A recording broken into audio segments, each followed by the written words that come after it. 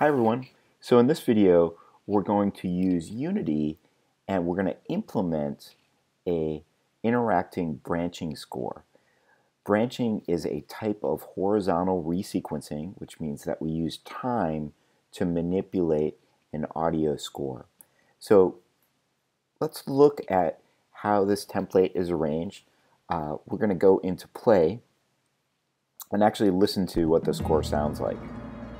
So in this score we have an introduction, which we're listening to right now, and then we're going to go into state 1. Now state 1 has a video attached with it. It's video 01, and it's broken up into 4 different musical phrases. That was the first one that just went by. This is phrase number 2, and then coming up is phrase number 3, and then phrase number 4 coming up after this. Now you'll notice that there's silence in between each one of these phrases, which is one way to kind of write a state of music.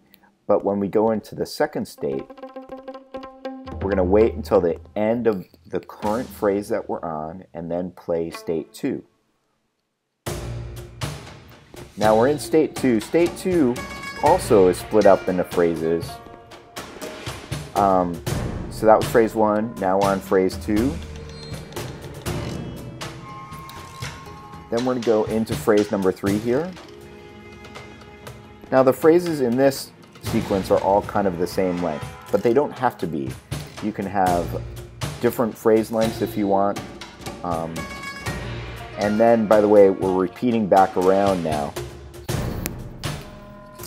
So we're going to go on to state 3. As soon as I collide with this. So we're going to wait till the end of the phrase, then move on to state 3, which in this case is kind of a fight sequence. And we're in phrase 2 now of state 3. Then we're in sort of the third phrase. Then we're back at the beginning. So only 3 phrases in that one. And then we go up to the end. Alright, so let's see a little bit behind the scenes of what's going on. If we go to the music folder, we can see that there's these loop files, an intro and then an end. And essentially the way it's divided is that 1A, 1B, and 1C, and 1D, they are part of state 1, so the 1 is for the state, and there are 4 phrases, A, B, C, and D. And in state 2, there are 3, 2A, B, C, and then in 3, there are 3. And there's also an intro and an end.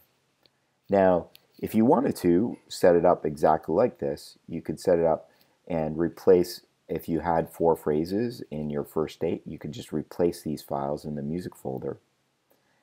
And these correspond to, so the assets folder, I can actually reveal that in the Finder. So here's the assets folder as part of the project, and then I can find the music folder and go in and replace these WAV files if I want to. Or I can put my own WAV files in and then create a branching piece of music. And so if you go to the music object in the scene, you can see how it's sort of set up here. And I'm going to close these so it's easy for us to kind of go through and check it out. So the intro, that's the very first piece that plays. We select that by selecting this little round icon here, and that will allow us to pick one of the sound objects in our project. Now, you might notice this reverb tail time. The reverb tail time, so we can include a reverb tail in the piece of music itself. So we have a WAV file, and let's say it's 1 bar long, and at the end of that bar there's a reverb tail that kind of fades out into bar 2. We can actually say, we can put in here the time of that reverb tail so that it can overlap with the next piece of music that's going to play. We'll get into that in just a minute. Let me explain the other parts of it. The ending, similarly, you pick an audio clip for the end, and then we have states.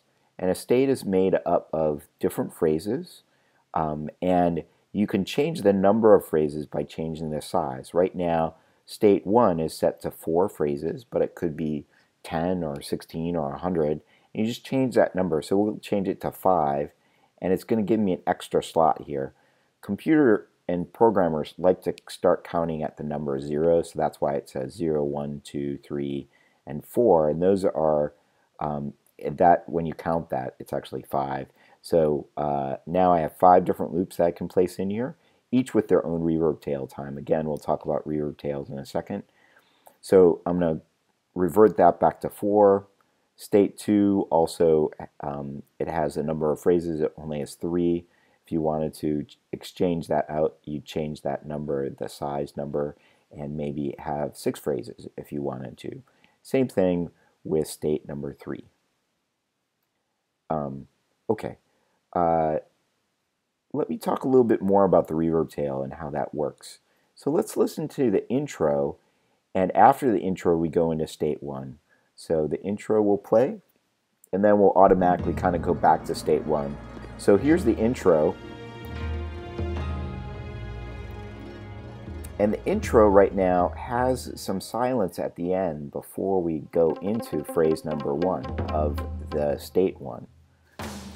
What we can do is if I stop this and then go to my intro clip and change the reverb tail time, I'm going to kind of fake, so I'm going to pretend that part of that silence is actually the reverb tail. So I can actually put like, let's do a lot, let's do like 3.5 seconds. And what that's going to do is it's going to kind of close the gap. It's actually going to play state 1 a little earlier because it thinks I have a reverb tail. It's going to kind of overlap the phrases a little bit more, even though I don't have a reverb tail in there. This is just for demonstration purposes. So remember how there was a lot of silence at the end of this? Not anymore. The next piece of music played on top of this. It pretended that they overlapped with a reverb tail. So that's also a way you can trick the engine too, is to get the phrases to play closer, is to change your reverb tail times. I would say build it into your WAV files, bring them in here, and then in your DAW you want to time like how long is that reverb tail and when does the next phrase start, and you just put that time in here. These don't have reverb tails on them. I'm just sort of faking it, simulating it in the software for right now. But it definitely helps overlap your phrases so your branching score sounds a little bit more seamless. The last part that I wanted to talk about was how the video switches.